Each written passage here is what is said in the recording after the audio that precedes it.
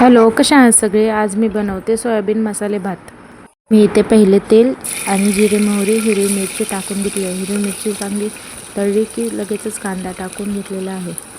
कांदा चांगला परतून झाला की आलं लसूणची पेस्ट चांगली परतली की बटाटा आणि टोमॅटो टाकून घेतले.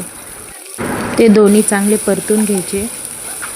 परतून झाले की मी त्याच्यामध्ये सोयाबीन, हळद, गरम मसाला, काळं तिखट, लाल तिखट चांगलं मिक्स करून घेतलेले आहे. चांगले परतून घेतले. त्याच्यामध्ये तांदूळ आणि तुरीची डाळ चांगली धुवून स्वच्छ टाकून घेतलेले आहे आणि चांगले परतून व्यवस्थित मिक्स करून घेतलेले आहेत. परतून घेतले की त्याच्यामध्ये चवीनुसार मीठ टाकलं. इथं चवीनुसार मीठ टाकले की एक तांब्याभर पाणी टाकलेले आहे. पाणी टाकले की चांगले दोन्ही मिळून मिक्स करून घेतलेले आहे. मिक्स झाले. इथं कोथिंबीर टाकलेली आहे.